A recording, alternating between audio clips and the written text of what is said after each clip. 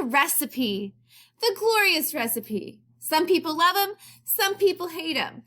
Recipes, although some may not care for them, are really a necessary evil for a lot of different reasons, okay? And in all honesty, the recipe is a fairly modern idea.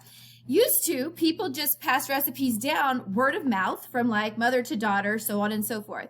And I say mother to daughter because truly it was considered a woman's job. We know nowadays that is the complete opposite.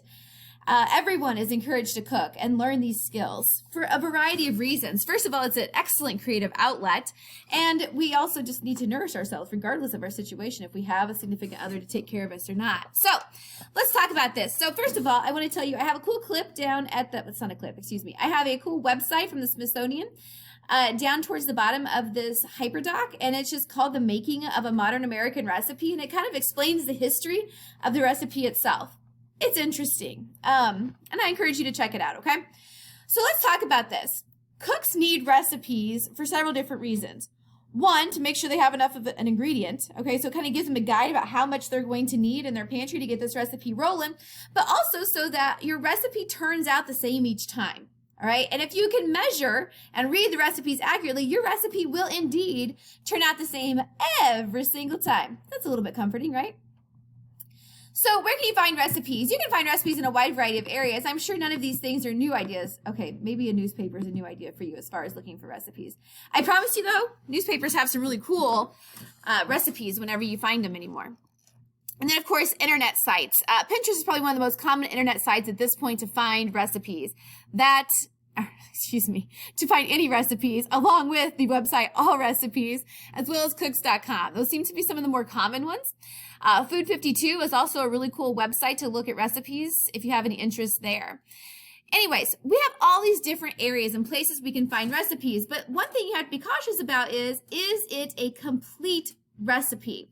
When you start going through internet sites and finding all of these different types of recipes, that's wonderful that you have all that information at hand, but do you really have all the information that you need?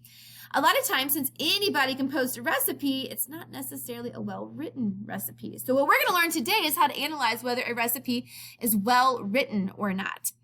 So let's check this out here. First things first, before you begin to even think about making a recipe, you need to keep in mind that you need to read that recipe from beginning to end before you even start to cook.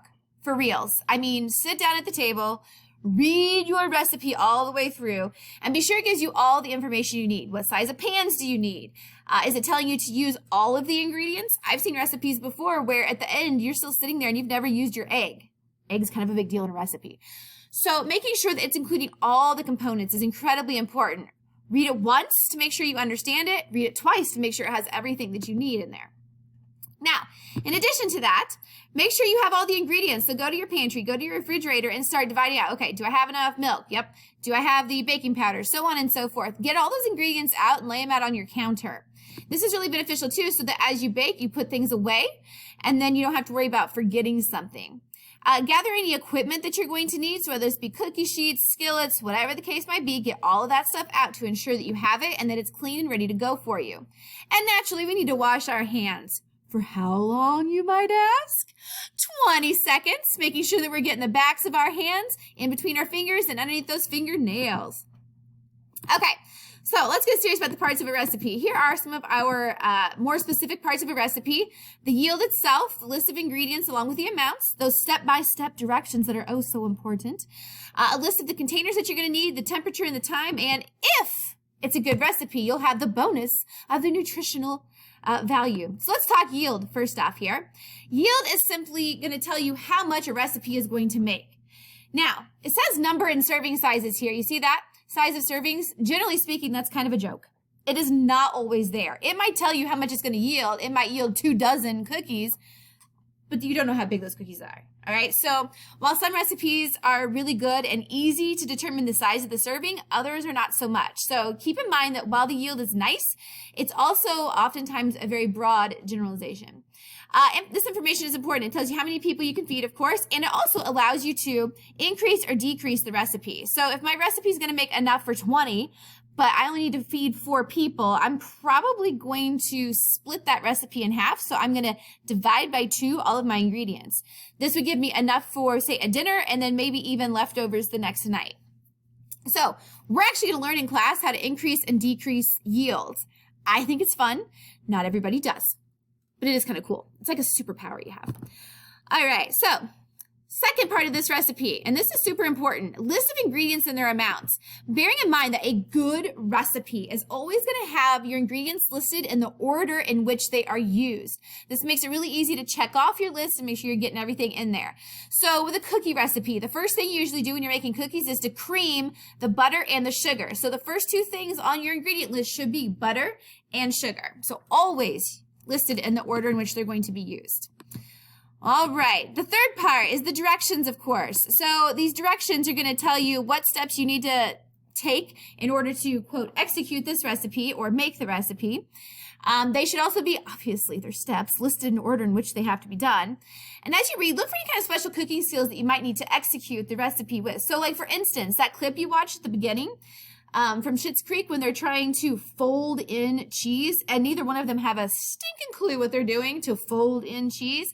That would be an example of a special cooking skill or just a term that you need to make sure you know. Another cooking skill might be like cutting in. That example that I used also in the next one down on your HyperDoc. What does it mean to cut in? How do you cut in? There's always multiple ways you can do something. Well, most of the time, there's multiple ways you can do something. So how do I execute this? How on earth, in this case, do I cut in, for instance? So I gave you a video that way you could kind of check that out because that's not something we'll necessarily do in this class, but it is something you would do if you took Advanced Foods 1. And definitely a skill you're going to want to have for just life in general. Biscuits are good, and you want to know how to make those suckers light and fluffy. All right, so part 4 of a recipe is your container size and type. So a well-written recipe is going to tell you what size bowl. So maybe in a large bowl, you're going to cream your butter and sugar. Or maybe in a medium saucepan, you're going to bring water to a boil. All right, so it's going to tell you what size. This just makes your kitchen a lot more efficient. You're not dirtying extra dishes. You're not having things boiling over because it's too small of a pan, so on and so forth. And then we have the temperature and the time. This one I think is the most exciting slide, aside from being able to increase and decrease recipes. Most exciting slide. So a well-written recipe is going to have cooking temperatures and times. But notice that it's not always in a number form. So you got the first example here where a recipe will ask you to bake a cake at 350 for 15 minutes. Well, not every oven is exactly 350 degrees. Some are 355, some are 345. And that's going to change the amount of time that you bake this cake. So keep in mind that the time frame you're getting when it tells you 350 for 15 minutes, that is just a generalization. It's an approximate time frame. So that you know you're going to put this in for 15 minutes and then you're going to come back and check it to see if it needs more. So for a cake, you might say you're going to bake a cake at 350 for 15 minutes.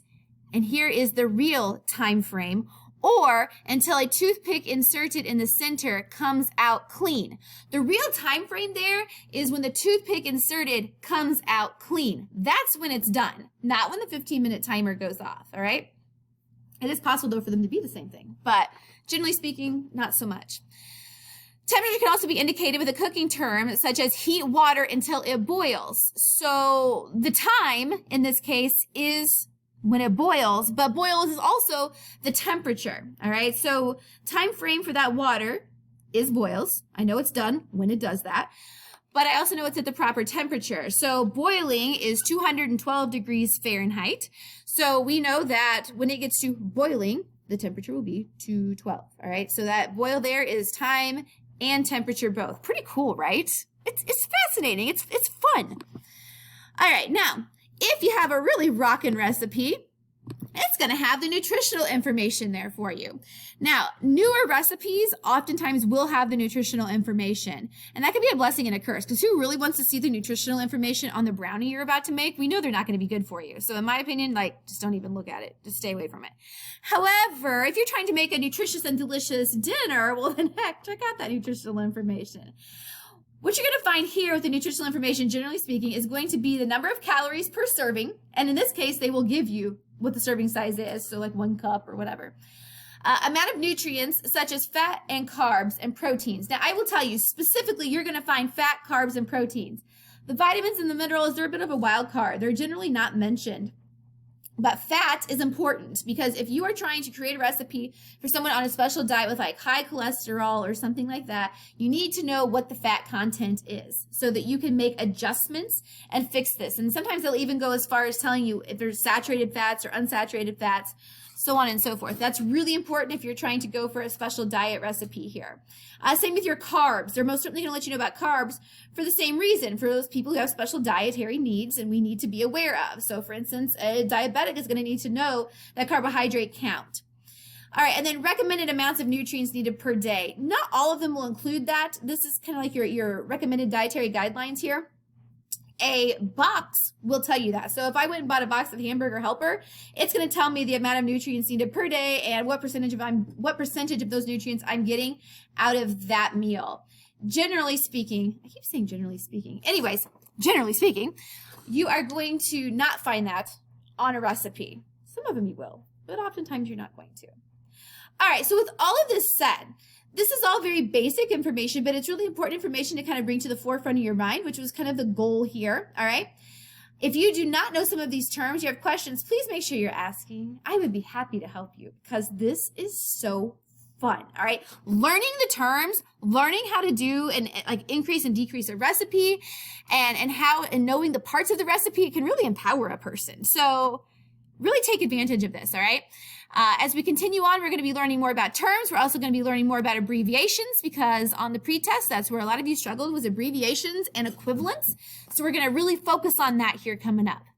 You have a wonderful day, peeps.